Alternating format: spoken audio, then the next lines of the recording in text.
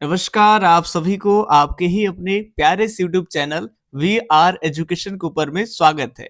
और आशा और उम्मीद करता हूं कि आप सब एकदम स्वस्थ होंगे, मस्त होंगे और आप अपनी तैयारी में व्यस्त होंगे। तो जो भी इस बार आप लोग म्यूजिक की तैयारी कर रहे हैं क्लास 12th में और वो चाहते हैं कि काफी अच्छे मार्क्स आ जाए, तो अब आपको घबराने की कोई जरूरत नहीं। ठीक है, हम आपके लिए लेकर के आए हैं म्यूजिक का टॉप 10 वाला वीडियो सीरीज। प्रत्येक वीडियो में 10 गिने चुने जो चुनिंदा प्रश्न है, जो बार बार पूछे गए प्रश्न है, वैसे प्रश्न आपको वीवीआई के रूप में कराएंगे। और इसके लिए आपका 12th क्लास का म्यूजिक का प्लेलिस्ट भी बना दिए गए हैं। आप प्लेलिस्ट में जाकर के आराम से एक वीडियो में 10 क्वेश्चन आप देखेंगे। ठीक है, इससे आपको काफी सारे प्रीवियस ईयर के पिछले वर्ष जो पूछे गए सवाल हैं उसको हम डील कर लेंगे और इस वर्ष आपको जो है काफी मार्क्स आ जाएगा। तो चलिए बीच बीच में हम आपसे बात करते हैं, देखते हैं सबसे पहले आपके सामने पहले प्रश्न के ऊपर में कि नाद के कितने प्रकार होते हैं। एक है, दो है, तीन है या फिर चार है। फटाफट से उत्तर देंगे कि नाद के कितने प्रकार होते हैं। जो लोग पढ़े हुए हैं एकदम आराम से आसानी से उत्तर दे पाएंगे। ठीक है, जो नहीं पढ़े हैं हो सकते हैं कि एक दो क्वेश्चन आपसे नहीं बन पाए, तो घबराना नहीं है। वीडियो में 1 से 2-3 मिनट तक आप बने रहेंगे। कुछ कॉन्सेप्ट ऐसे हम आपको बता देंगे कि उसी के आधार पे आगे के जो प्रश्न होंगे वो आराम से आपसे बन जाएंगे। तो केवल धैर्य रखें। ठीक है, चलिए बाकी पढ़े हैं जो ध्यान से सुनेंगे। नाद के कितने प्रकार है, तो 2 प्रकार होते हैं। कौन कौन से प्रकार होते हैं भाई? तो पहले एक आहत नाद होते हैं और दूसरे क्या होते हैं, तो अनाहत नाद। आहत और अनाहत नाद याद रखते चलेंगे। ठीक है, शॉर्टली लिख दे रहे हैं, आप समझ जाइएगा। अगला सवाल है आपके सामने, स्वरों के चढ़ते क्रम को क्या कहते हैं? बताइए, स्वरों के चढ़ते क्रम को, ये क्रम है आपका, क्या कहते हैं? पकड़ कहते हैं, आरोह कहते हैं, अवरोह कहते हैं या फिर अस्थाई कहते हैं? फटाफट से बताएंगे स्वरों के चढ़ते क्रम को क्या कहते हैं। ये आपके 7 शुद्ध स्वर है, सा, रे, ग, म और प और आपके ध और आपके ने।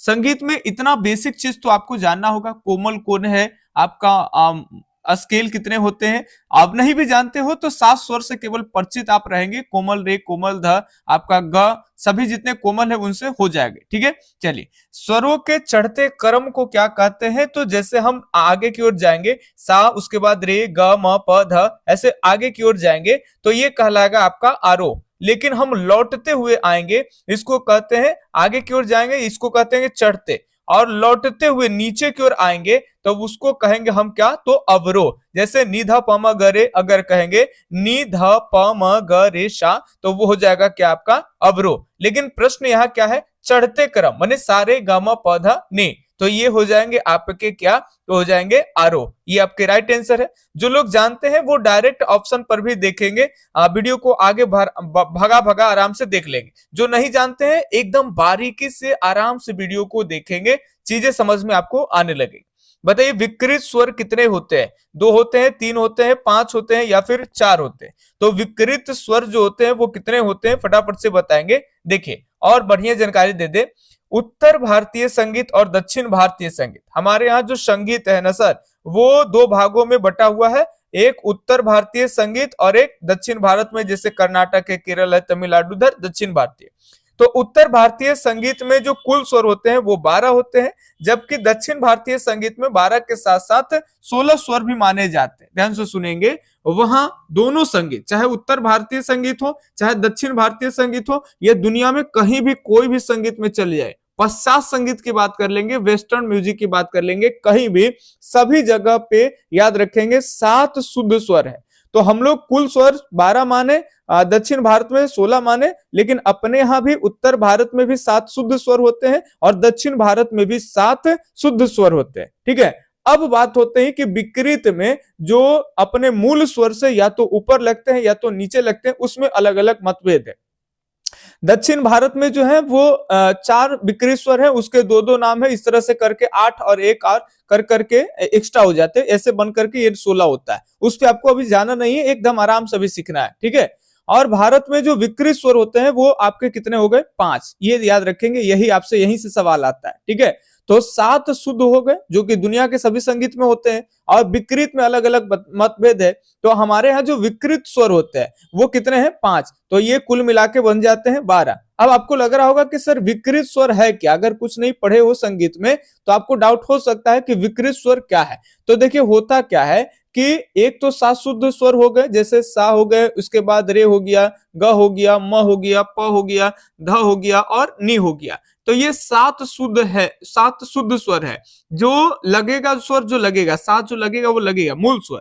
अब जो मूल स्वर से या तो नीचे लगे या तो ऊपर लगे उसी को विकृत कहते हैं। जैसे रे की विकृत स्वर है, सा अचल स्वर है, ये इधर उधर नहीं होगा, इसका ना तो कोई तीव्र होगा और ना ही विकृत होगा, ठीक है।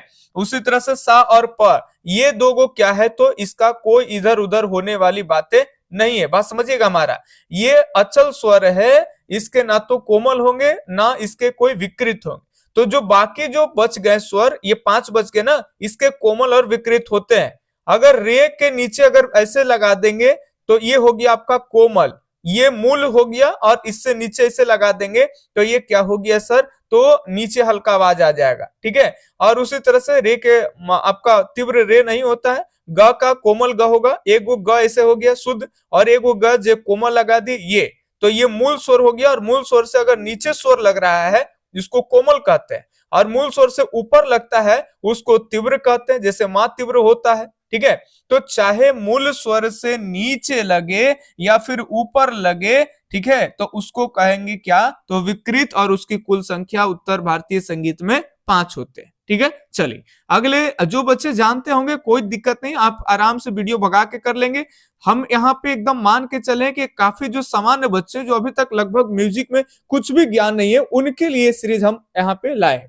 स्वरों के उतरते हुए क्रम को क्या कहते हैं? पकड़ कहते हैं, अस्थाई कहते हैं, आरोह कहते हैं, अवरोह कहते हैं। बताइए स्वरों के उतरते हुए क्रम को क्या कहते हैं? अभी कुछ देर पहले बताए थे कि उतरते हुए क्रम को क्या कहते हैं, तो अवरोह कहते हैं। हम बार बार बोल रहे हैं कि कुछ भी नहीं समझ में आया है तो 5 मिनट आराम से मन को धैर्य बना करके एकदम जो है पैसेंस रख के देख लीजिए। आगे आने वाले जो क्वेश्चन है उसमें से अगर 5 क्वेश्चन आएगा तो 2 क्वेश्चन, 1 क्वेश्चन आप कॉन्फिडेंस से ऐसे ही ठीक कर लेंगे, ठीक है। चलिए तो चढ़ते क्रम को क्या कहते हैं, याद कर लो, आरोह, और उधर से लौटेंगे नी ध प म ग रे सा, ये हो जाएगा आपका अवरोह। तो यहाँ पे प्रश्न क्या है, उतरते क्रम को, तो ये होगी आपका सही जवाब, डी हो जाएगा, ठीक है, उतरते क्रम।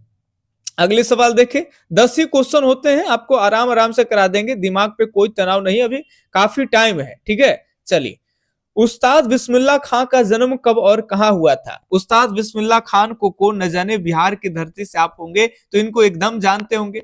10th क्लास में आप पढ़े थे, हिंदी वाले 10th के क्लास में पढ़ने थे आपको उस्ताद बिस्मिल्लाह खां के बारे में, ठीक है। नहीं जानते तो जानिए इनको, ठीक है। चलिए बिहार के भोजपुर जिले के डुमराव में, या फिर बिहार के हाजीपुर जिले में, या फिर बिहार के पटना जिले में, या बिहार के सीतामढ़ी जिले में बिस्मिल्लाह खां का जन्म कहां हुआ था? काफी अच्छे शहनाई वादक हैं, शहनाई के जादूगर कहे जाते हैं, ठीक है। और 2001 ईस्वी के अंदर में इनको 2001 में इनको भारत रत्न पुरस्कार भी मिला था, ठीक है। और लता मंगेशकर जी को भी 2001 में भारत रत्न मिला था, ठीक है। तो इनका जो जन्म है वो बिहार के भोजपुर जिले के डुमराव में, ये याद रखेंगे, भोजपुर जिले के डुमराव में, ठीक है।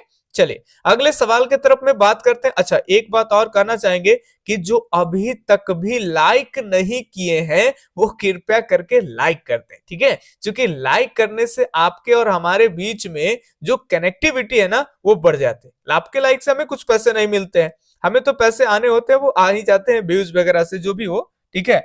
चलिए लेकिन आप लाइक करेंगे तो कनेक्टिविटी बढ़ेगी, हम प्रेरित होंगे, आपसे हमेशा प्रश्न लाएंगे। अब बताइए लता मंगेशकर, लता मंगेशकर क्या है? एक महान नर्तकी है, एक महान गायिका है, या फिर महान बांसुरी वादन है, या फिर इनमें से कोई नहीं। काफी अच्छा बांसुरी बजाते हैं, बांसुरी वादक है, या फिर महान सिंगर भाई है, गायिका है, या फिर महान नर्तकी यानी डांसर है। तो सब लोग जानते हो लता मंगेशकर एक क्या है, तो महान गायिका है, और इनको भी 2001 के अंदर में भारत रत्न जो है वो मिला था, ठीक है। लता मंगेशकर और आपके उस्ताद बिस्मिल्लाह खां दोनों को 2001 में। क्लियर? चलिए नेक्स्ट क्वेश्चन की अगर तरफ बात कर लेंगे सर, तो ये है आपके अमीर खुसरो का जन्म कब हुआ? ध्यान सुनेंगे, काफी इंपॉर्टेंट है अमीर खुसरो। अमीर खुसरो इसलिए इंपॉर्टेंट है, यदि आप आर्ट्स के बच्चे हो, 12th का एग्जाम देंगे, अगर मेन आपका हिस्ट्री पेपर है वहां भी अमीर खुसरो के बारे में पढ़ना है। अगर कोई स्टेट पीसीएस या फिर एसटीईटी में म्यूजिक की तैयारी को लेकर के वीडियो देख रहे होंगे उनके लिए भी अमीर खुसरो इंपॉर्टेंट है। संगीत के पॉइंट ऑफ व्यू से भी, क्योंकि संगीत में बहुत सारे जैसे छोटी ख्याल वगैरह हो गया, तबला है, बहुत सारी चीजों के ये आविष्कारक माने जाते हैं, तो वहां इंपॉर्टेंट है और हिस्ट्री में भी काफी आपको काम में आएगा। ठीक है, स्टेट वाले भी होंगे या बीपीएससी वाले, वहां भी हिस्ट्री होंगे, तो यहाँ से भी सवाल आ सकते हैं। अमीर खुसरो का जन्म बताइए कब हुआ था? 1500 ईस्वी में, 1532 में, 1542 सॉरी 1342 में, या फिर 1253। तो ये याद रखिएगा, अमीर खुसरो का जो जन्म हुआ वो 1253 ईस्वी में हुआ था। ठीक है, कहां हुआ था? तो पटियाला में पड़ता है। पटियाला कहां पड़ता है? तो यूपी में, उत्तर प्रदेश के पटियाला। इसके बारे में हिस्ट्री में जब पढ़ाएंगे तो ज्यादा डीप पढ़ाएंगे, वहां पे क्वेश्चन कराएंगे, तो कि इनके अब्बा कहाँ के थे और ये पटियाला में यहाँ कैसे आए, यहाँ कैसे जन्म हुआ, सारी बातें पढ़ाएंगे। ठीक है, चलिए। कोमल, तीव्र तथा शुद्ध विकृत मिलाकर के कुल कितने स्वर एक सप्तक में होते हैं? सप्तकों की कुल संख्या 3 होते हैं, 3 तरह के स्केल होते हैं। ठीक है, चलिए अब आपको बताने हैं कि कोमल को भी ले ले हम, तीव्र को भी ले ले। जैसा कि मूल स्वर से नीचे लगने वाले को क्या कहते हैं? कोमल। ये मूल स्वर रे हो गया, मूल स्वर ग है। अब रे अगर हम ऐसे पाई खींच दे नीचे, तो ये नीचे लगेगा। ग से पहले आपका आएगा कोमल ग, हारमोनियम की रीड पे देखेंगे तो ये कोमल है, और म मूल स्वर है, और अगर म के ऊपर बिंदु देंगे तो ये तीव्र स्वर है। तो सबको मिला देंगे, ठीक है, और साथ में साथ कह रहा है कि शुद्ध स्वर भी मिला देंगे तो कितने होंगे? तो सब जानते हो, उत्तर भारतीय में संगीत में इसको 12 माना गया है। ठीक है, 5 विकृत और प्लस 7 शुद्ध, कुल कितने हो जाएंगे? तो 12 हो जाएंगे। ठीक है, चलिए अगले नेक्स्ट क्वेश्चन की बात कर ले। भाई संगीत जान रहे हो और संगीत का संधि ना आ जाए, ये कैसे हो सकता है? ये भी प्रश्न कई बार पूछे गए हैं कि संगीत का संधि विच्छेद क्या होता है। प्रश्न ऑप्शन है सन प्लस गीत, या फिर आपका सन और गीत, शग फिर गीत है, और सम और गीत है। तो सही यहाँ पे जानकारी दे दे, सम प्लस गीत होता है संगीत। ये 9 नंबर प्रश्न, और एक ही प्रश्न है, कहीं जाने की जरूरत नहीं है। ठीक है, चलिए ध्यान से बताएंगे। सप्तक में कितने स्वर होते हैं? 2 होते हैं, 3 होते हैं, 4 होते हैं, 7। अभी बताएं कि सप्तक 3 सप्तक होते हैं। मध्य तार पढ़ लीजिएगा, मंद्र, मध्य और तार, 3 सप्तक होते हैं। और एक सप्तक की बात कर लें, एक सप्तक में कुल 12 स्वर होते हैं। कुल कितने स्वर होते हैं? तो 12 स्वर होते हैं। ठीक है, कोमल वगैरह सबको लेकर कर। अभी कर रहा है सप्तक में कितने स्वर होते हैं? ठीक है, 2 होते हैं, 3 होते हैं, 4 होते हैं, या फिर 7 होते हैं। ठीक है, कोमल वगैरह सबको लेकर के, लेकिन मुख्य रूप से मान के चलिए कि शुद्धि की ही बातें चलती है। तो एक सप्तक में कितने स्वर होते हैं? तो 7 स्वर होते हैं। ठीक है, तो ये आपके सही डी हो जाएंगे। तो हम आपको 10 क्वेश्चन म्यूजिक का कराएं। ठीक है, कैसा लगा सीरीज आप कमेंट करके हमें बताएंगे, और 10 में से आपको कितने मार्क्स आए हैं। अगर 2, 1 भी आते हैं तो आप हिचकिचाई नहीं, हेजिटेशन, कुछ भी घबराने की जरूरत नहीं है। काफी सारे जैसे जैसे सीरीज अपलोड किए जाएंगे वैसे वैसे आपका कॉन्फिडेंस बढ़ेगा। आपका भी स्टार्टअप है, 10 वीडियो अगर डला जाएगा, 10 वीडियो के बाद आप खुद को जज करिएगा तो लगेगा कि पहले से बहुत ज्यादा बढ़िया है। ठीक है, बाकी मिलते हैं किसी अगले वीडियो सीरीज में, तब तक के लिए धन्यवाद। जय हिंद, अल्लाह हाफिज, आपका दिन शुभ हो, राधे राधे।